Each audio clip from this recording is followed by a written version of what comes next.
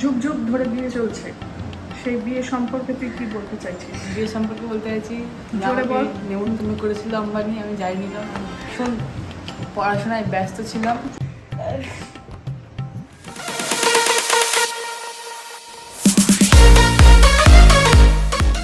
কি খবর? সবাই ভালো তো? আমরাও এখানে বেশ ভালো আছি।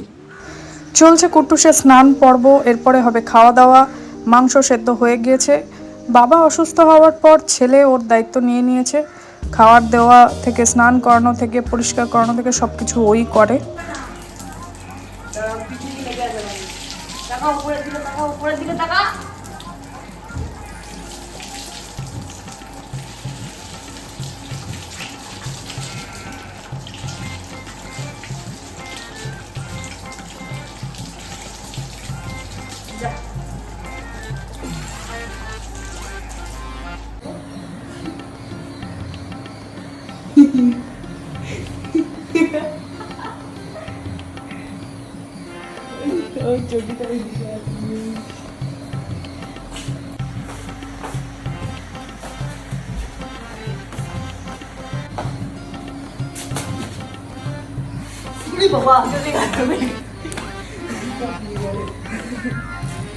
তেলটা মা।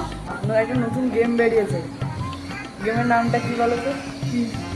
Free fire of duty battle ground mobile off India.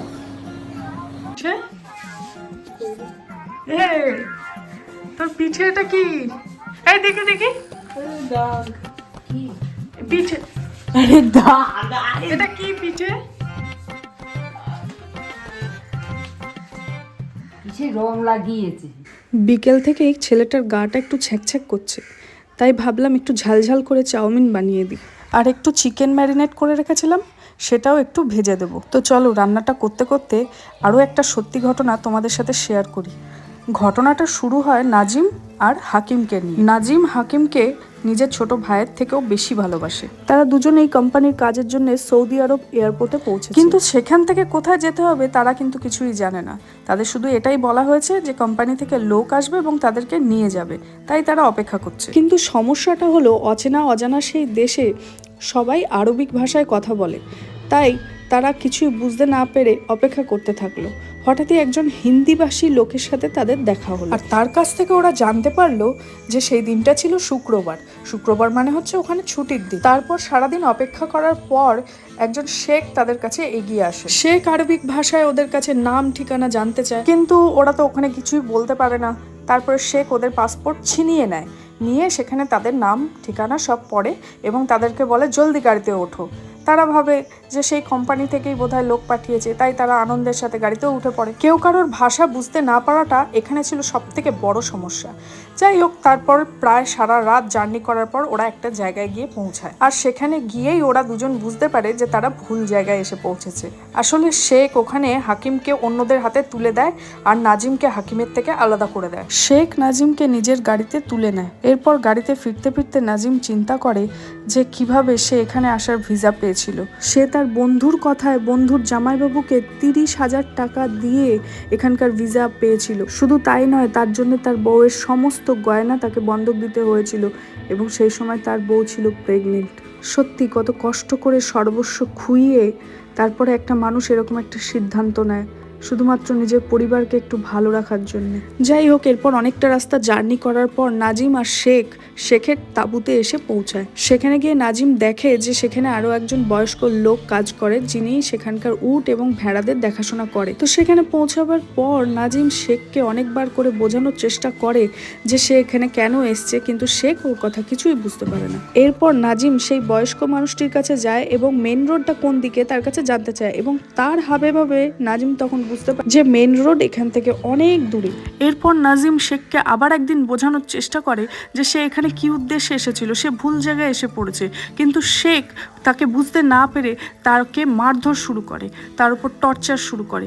এইভাবে মারতে মারতে একদিনকে তার পায়ের গোড়ালি ফ্র্যাকচার করে দেয়। এইভাবেই তার দিন কাটতে থাকে আধ পেটা খেয়ে আর মারধর সহ্য করে। হঠাৎই একদিন নাজিম জানতে পারে সেই বয়স্ক মানুষটি আর নেই ওখানে, কাজেই তার সমস্ত কাজ নাজিমকেই করতে হবে। ভেড়া চড়ানো থেকে উট পালন করা, সমস্ত কিছু। আরবের ধুধু মরুভূমিতে এইভাবে কষ্ট করে আর অত্যাচার সহ্য করে নাজিমের দিন কাটতে থাকে। এই করতে করতে হঠাৎই একদিন শেখের গাড়ির লুকিং গ্লাসে মানে আয়নায় নাজিম নিজেকে দেখতে পায় এবং সে চমকে যায়। তার দাড়িগুলো প্রচণ্ড বেড়ে গেছিলো, চুলগুলো প্রচণ্ড বড় হয়ে গেছিলো। সে তখন নিজেকে দেখে বুঝতে পারে যে অনেকগুলো দিন কেটে গিয়েছে, সে বোধহয় এখানেই ফেঁসে গেল, সে বোধহয় আর এখান থেকে বেরোতে পারবে না। এ সমস্ত ভয়ঙ্কর কথা চিন্তা করতে করতে নাজিম হঠাৎই সামনে একটি লাশ দেখে, যেটাতে চিল ঠোকরাচ্ছিল। একটু কাছে যেতেই সে দেখে, উমা, এ তো সেই বয়স্ক মানুষটি যে কিনা সেখানে ভেড়া পালন করত। ডেড বডিটি দেখে বোঝা যাচ্ছিল যে সেটি বেশ কয়েকদিনের পুরনো। আর এসব দেখে নাজিম ভীষণ ভয় পেয়ে গেছিল এবং সে সেই মুহূর্তে সিদ্ধান্ত নিয়েছিল যে সে সেখান থেকে পালাবেই। নাজিম কোনো দিকে না তাকিয়ে দৌড় লাগালো। এদিকে চালাক শেখ দূর থেকে নাজিমের দিকে নজর রাখতো দূরবীন দিয়ে। নাজিম প্রাণপণে দৌড়াচ্ছে, এদিকে শেখ ও ওর পেছনে তাড়া করেছে। শেখ সমানে গুলি চালিয়ে যাচ্ছে। এরপরে এক সময় নাজিম দৌড়াতে দৌড়াতে হঠাৎই হোঁচট খেয়ে পড়ে গেল। আর ব্যাস, শেখ ওকে ধরে ফেললো আর বন্দুকের পেছন দিকটা দিয়ে এমন ওকে মারলো যে ওর পা ভেঙে গেল। এখানে নাজিম ব্যর্থ হলো। এইভাবেই কাটতে থাকে মাসের পর মাস, বছরের পর বছর।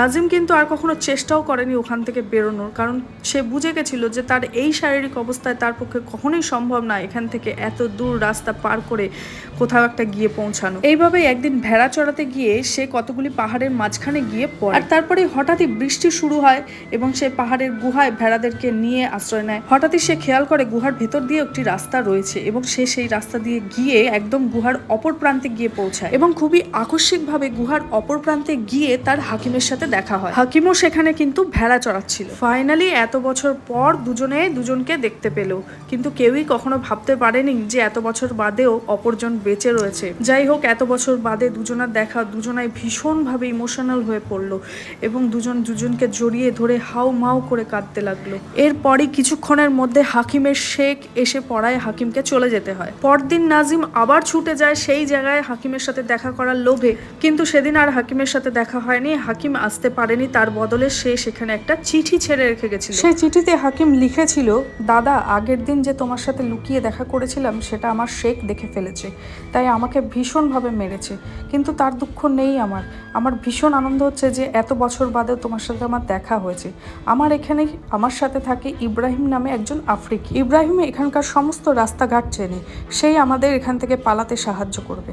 চিঠিটা পড়ে ফাইনালি নাজিমের মনে আবার একটা আশার সঞ্চার হলো। তার কিছুদিন বাদে ভেড়া চড়াতে চড়াতে আবার একটি অন্য জায়গায় হাকিমের সাথে নাজিমের দেখা হয় এবং সেখানে ইব্রাহিমও উপস্থিত ছিল। সেখানে ইব্রাহিম জানায় যে কিছুদিন বাদেই তাদের শেখের মেয়ের বিয়ে, তো সেখানকার আশেপাশের সমস্ত শেখেরাই তার মেয়ে বিয়েতে উপস্থিত হবে। আর তখনই তিনজনা মিলে প্ল্যান করে যে সেই সময় যখন কেউ থাকবে না সেই সময় তারা তিনজনা সেখান থেকে পালাবে। ফাইনালি এলো সেই দিন।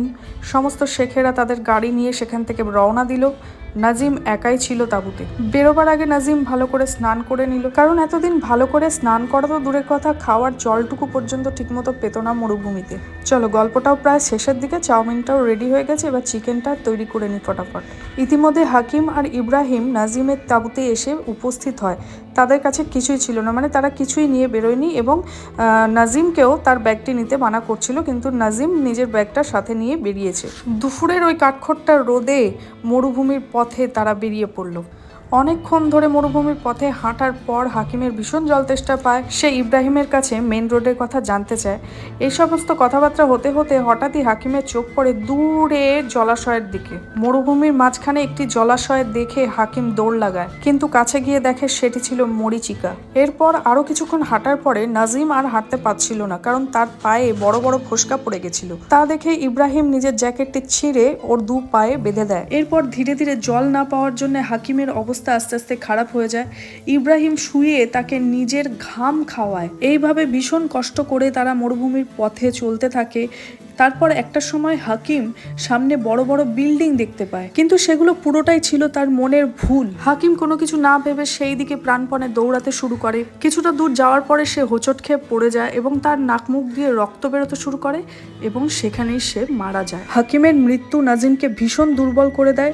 ইব্রাহিম কোনো মতে নাজিমকে সেখান থেকে বের করে এনেছে। এরপর একটানা অনেকক্ষণ হাঁটার পরে তারা দূরে বেশ কতগুলি গাছ দেখতে পেল। তারা আরো জোর পায়ে হাঁটা শুরু করলো সেই দিকে এবং সেখানে গিয়ে দেখলো একটি ছোট্ট জলাশয়, এবং জলাশয় দেখে তাদের এত আনন্দ হলো, তারা সেখানে বসে অনেক জল খেলো, এবং ইব্রাহিম সেখানে একটি বোতলও খুঁজে পেলো, সেই বোতলটিও ভরে নিল এবং সেখানে বসে খানিকক্ষণ তারা রেস্টও করলো। কিছুক্ষণ বাদে আবার হাঁটা শুরু হলো, কিন্তু এবার যেন পা সরছিলই না। শারীরিক অবস্থা দুজনেরই ভীষণ খারাপ, অথচ দূর দূরান্ত কোথাও মানুষের চিহ্ন পর্যন্ত নেই। এরপর তারা হাঁটতে হাঁটতে মরুভূমিতেই শুয়ে পড়ে। পরদিন সকালবেলায় ঘুম থেকে উঠে নাজিম দেখে যে ইব্রাহিম কোথাও নেই, আশেপাশে কোথাও নেই। এরপর নাজিম একাই চলতে শুরু করে এবং কিছু দূর যাওয়ার পরে অজ্ঞান হয়ে পড়ে যায়, আর সেখান থেকে 2-1 হাত দূরেই ছিল মেন রোড। এরপর যখন নাজিমের চোখ খোলে তখন সে শহরে পৌঁছে গিয়েছে। সেখানে কিছু ভারতীয় সংস্থার লোকজন তাকে রাস্তা থেকে তুলে নিয়ে যায়। সংস্থার লোকজন তাকে পরিষ্কার করে স্নান করায়, চুল কেটে দেয়, দাড়ি কেটে দেয়, তারপরে তাকে থানায় নিয়ে যায়। থানায় যাওয়ার পরে নাজিম খুব কষ্ট করে মনে করে তার ফ্যামিলির ফোন নাম্বারটা দেয় এবং ফ্যামিলির সাথে কথাবার্তা হয়, তার স্ত্রীর সাথে কথাবার্তা হয় এবং মায়ের সাথে কথাবার্তা হয়। তখন সে কান্নায় ভেঙে পড়ে ভীষণভাবে।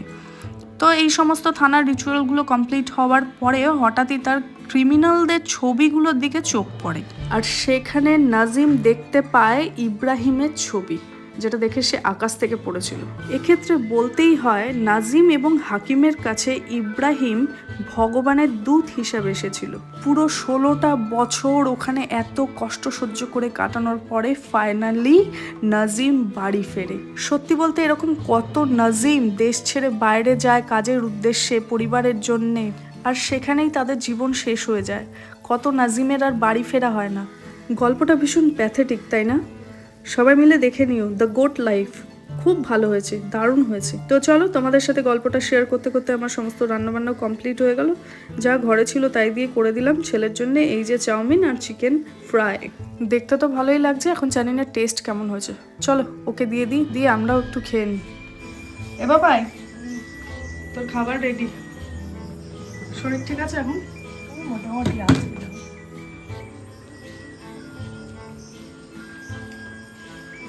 গা গরম নেই তো এখন আর? না, এখন গা ঠিক আছে।